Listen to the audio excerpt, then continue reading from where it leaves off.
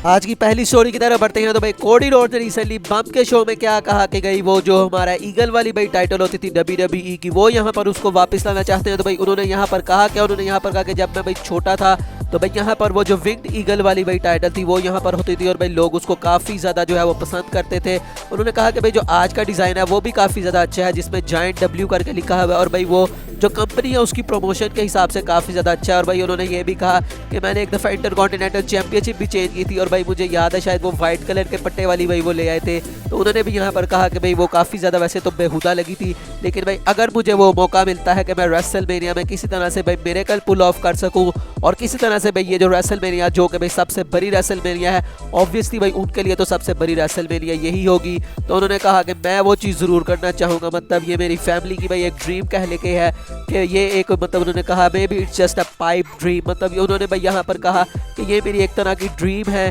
कि भाई मैं अपनी जो फैमिली की लेगेसी है भाई, जिस तरह से जो मेरी फैमिली थी भाई वो इस टाइटल को काफ़ी ज़्यादा जो है वो पसंद करती थी। तो उन्होंने कहा कि भाई अगर मैं वो जो मिरेकल है वो पुल ऑफ कर पाता हूँ तो I will say just bring back the winged eagle. तो अब पता नहीं भाई WWE उनको ये चीज़ करने देती है या नहीं, लेकिन भाई यहाँ पर कोडी रोड्स तो काफ़ी ज़्यादा भाई यहाँ पर इंटरेस्टेड है कि अगर वो चैंपियनशिप जीतते हैं तो भाई वो विंग्ड ईगल वाली वापस लेके आएंगे। तो वैसे आपको वो टाइटल कैसी लगती थी, आप इसके बारे में मुझे बता सकते हैं। अगली स्टोरी की तरफ बढ़ते हैं। तो भाई कल स्मैकडाउन काफ़ी बड़ा शो होने वाला है, तो भाई उसका लाइनअप आप देख सकते हैं। तो भाई सबसे पहले हमें टैग टीम टूर्नामेंट का जो हो रहा है भाई वह वो किक ऑफ करता हुआ दिखाई देगा। उसके अलावा भाई फैटल 4-वे मैच भी है, Karrion Kross versus Rey Mysterio versus Moss versus Escobar, और जो भी इसको जीतेगा भाई वो गुत्थर को फेस करेगा। अब पता नहीं भाई ये कब फेस करेगा, एलिमिनेशन चैम्बर में मुश्किल लग रहा है, पता नहीं बहरहाल जब भी फेस करेगा। उसके अलावा भाई ब्रे एंड हाउडी जो है अब वो फ्रेंड्स बन जाएंगे, तो ये भी भाई काफ़ी ज़्यादा इंटरेस्टेड होगा देखने में। अब मे भी दोस्तों अंकल हाउडी फाइनली भाई हमें इन पर्सन जो है वो दिखाई दे जाए। अब पता नहीं बहरहाल क्या होता है इनके साथ। और भी जो स्मैकडाउन है उसके लिए और भी एक बड़ी चीज़ है, उसके बारे में हम बाद में बात करेंगे। उसके अलावा भाई जो फ्राइडे नाइट स्मैकडाउन की टिकट सेल्स है जो कि अभी ये 2 दिन पुरानी ट्वीट है, वहाँ पर आप देख सकते हैं कि भाई 1050 के लगभग जो टिकट्स हैं वो अभी बाकी थी और 7900 के लगभग जो है वो टोटल कैपेसिटी है। और मुझे लगता है कि भाई अभी तक जो है वो चीज़ जो है वो ख़त्म हो गए होंगे, टिकट्स सोल्ड आउट हो गए होंगे। और भाई सोल्ड आउट होने की रीज़न्स भी हैं, कुछ तो मैंने आपको पहले ही बता दी और कुछ भाई हम अभी दोबारा से इस वीडियो में फ़िलहाल जो है वो डिस्कस करेंगे। फिलहाल दोस्तों हम बात करते हैं अगली स्टोरी की। तो भाई सेथ रोलिंस ने रिसेंटली जो हमारे कोडी रोड्स है भाई उनके बारे में क्या कहा। उन्होंने कहा कि भाई मुझे कोडी रोड्स की भाई ये चीज़ नहीं है कि मैं जो है वो कोडी रोड्स की इज़्ज़त नहीं करता, भाई मैं उसकी काफ़ी ज़्यादा इज़्ज़त करता हूँ, लेकिन भाई जो चीज़ सीधी सादी है वो ये है कि भाई उसने जो है वो मेरी स्पॉटलाइट जो है वो छीनी। उन्होंने ये नहीं कहा कि भाई उसने मेरी स्पॉटलाइट छीनने की कोशिश की, बल्कि उसने भाई मेरी स्पॉटलाइट जो है वो छीन ही ली। उसने जो है वो मेरे ऊपर भाई कदम रख के उसने जो है वो अपने आप को जो है वो ऊपर ले जाने की कोशिश की। और भाई मैं किसी को भी ये चीज़ जो है वो करने नहीं दूंगा, और वो भाई जिस मर्जी को फूल बना ले वो मुझे जो है वो फूल नहीं बना सकता। और अंत पर उन्होंने कहा कोडी road is a selfish SOB, और SOB का भाई आपको मतलब तो है यहाँ पर पता ही है। उन्होंने यहाँ पर भाई सन ऑफ बिच कह के उनके जो है वो बुलाया। उन्होंने कहा is not coming back for anything but himself, मतलब उन्होंने यहाँ पर भाई सेल्फिश कहा है कोडी रोड्स को कि भाई वो जो कुछ भी करता है वो सिर्फ अपने लिए करता है, उसको भाई किसी से फ़र्क नहीं पड़ता कि उसको किसके ऊपर से भाई फलांग कर जो है वो जाना है। वो बस भाई जो उसके दिल में आता है वो वहाँ पर करता है, चाहे उसके लिए भाई उसको किसी का नुकसान ही क्यों ना करना पड़े। तो ये भाई यहाँ पर कहना था सेथ रोलिंस का। उसके अलावा दोस्तों जो सेथ रोलिंस ने तो ये कहा भाई, तो कोडी रोड्स ने यहाँ पर उनके बारे में क्या कहा। तो भाई कोडी रोड्स यहाँ पर जो है वो काफ़ी ज़्यादा उनके लिए मतलब उनका काफ़ी भाई हार्ट जो है वो ओपन है। तो यहाँ पर उन्होंने कहा कि भाई इसमें कोई भी शक नहीं है कि भाई मैं जब मंडे नाइट रॉ पर आया था तो भाई मैं मेन स्पॉटलाइट में था, लेकिन भाई अचानक से फिर ये जो इंजरी हो गई और उसके बाद मुझे जो है वो वहाँ से जाना पड़ गया। और भाई जब कोई जाता है तो उसकी जगह लेने के लिए किसी ना किसी को तो आना पड़ता है। और उन्होंने यहाँ पर कहा कि भाई मुझे इसके अंदर जो है वो कोई शर्म नहीं है कि मैं ये कहूँ कि भाई यहाँ पर कौन जो बंदा है जिसने मेरी जो है वो शूज़ को भाई फिल किया। उन्होंने कहा that is the person who is least favourite people on the planet but one of the people I respect the most and that is Seth freaking Rollins. यहाँ पर उन्होंने भाई सिंपल कहा कि भाई वो बंदा मेरा फेवरेट तो नहीं है, लेकिन भाई मैं उसकी इज्जत बहुत ज़्यादा करता हूँ।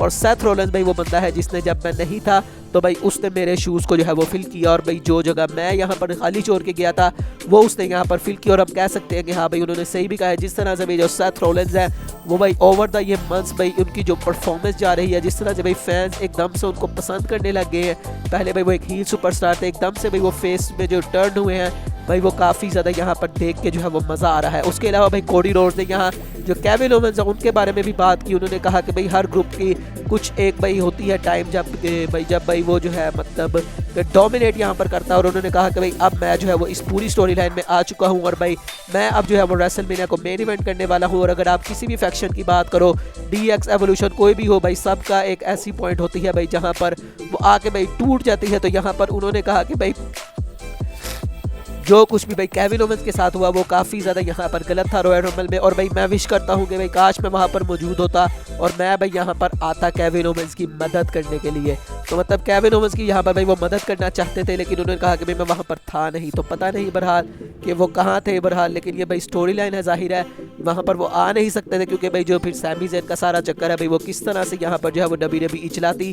तो इसलिए भाई यहाँ पर जो कोडी रोड्स है वो नहीं आए। लेकिन भाई कोडी रोड ने यहाँ पर ख्वाहिश ज़रूर की है कि भाई अगर मैं वहाँ पर अवेलेबल होता तो मैं यहाँ पर जो केविन ओवेंस है भाई उनकी मदद करने के लिए ज़रूर आता। उसके अलावा भाई यहाँ पर लोगन पॉल की भी उन्होंने काफ़ी ज़्यादा तारीफ़ की। उन्होंने कहा कि भाई मैंने जो है वो मतलब लोगन पॉल को भाई जब मैं मैच में था तो भाई मैं आराम से मतलब एक कॉर्नर से जो है वो बैठ के जो है वो देख रहा था कि भाई किस तरह का ये जो है वो बंदा है। और भाई एक वो आउटसाइडर होने के बावजूद भाई उसने इस तरह से जो है वो मतलब के काम किया। तो उन्होंने कहा कि मुझे नहीं लगता कि भाई ज़्यादा देर वो जो है अपने आप को आउटसाइडर जो है वो कहलवा पाएगा। उन्होंने कहा कि भाई मुझे नहीं पता कि उस बंदे को पता है कि नहीं, लेकिन भाई dude he is a wrestler, he may not know it but he is a wrestler. उन्होंने कहा कि भाई मुझे नहीं पता कि उसको पता है कि नहीं, लेकिन भाई वो एक रेसलर है। जिस तरह से भाई वो मूव करता है रिंग में, जिस तरह से भाई वो एथलेटिसिज्म उसका है, वो एक्चुअल में एक रेसलर है, उसको अब ये चीज़ पता है कि नहीं। तो मतलब यहाँ पर भाई लोगन पॉल की उन्होंने काफ़ी ज़्यादा तारीफ़ की। और भाई लोगन पॉल जो है वो ऐसा सुपरस्टार है जो कि भाई इस तारीफ़ का जो है वो हकदार भी है। जिस तरह से भाई वो हमेशा ही हमें सरप्राइज़ करते हैं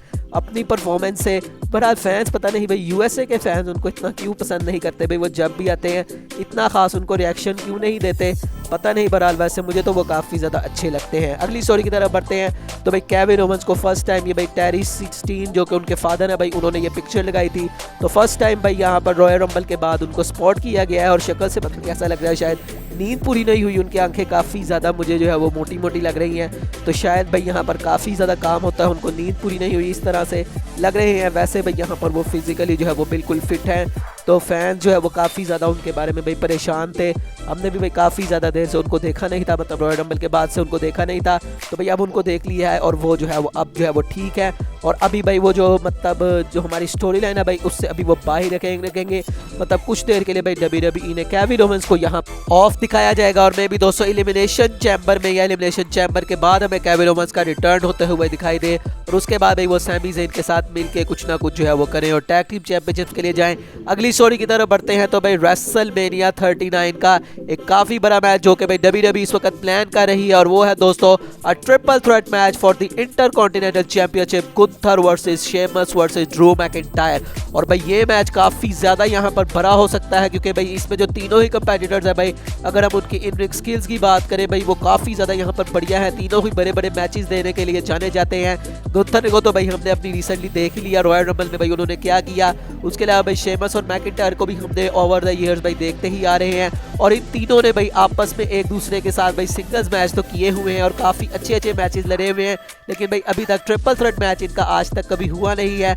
तो ये भाई जो प्लान है WWE का वो चल रहा है और भाई काफ़ी ये मुझे लगता है कि अगर ये मैच WWE कर पाती है या करेगी तो भाई ये काफ़ी ज़्यादा मुझे लगता है कि एक बढ़िया मैच होगा। तो भाई मैं इस मैच को देखने के लिए काफ़ी ज़्यादा एक्साइटेड हूँ। अगली स्टोरी की तरफ बढ़ते हैं। तो भाई कल स्मैकडाउन के शो में हमारे ट्राइबल चीफ रोमन रेंज आने वाले हैं। तो भाई ये आप ट्वीट देख सकते हैं BSW एरिना की तरफ से।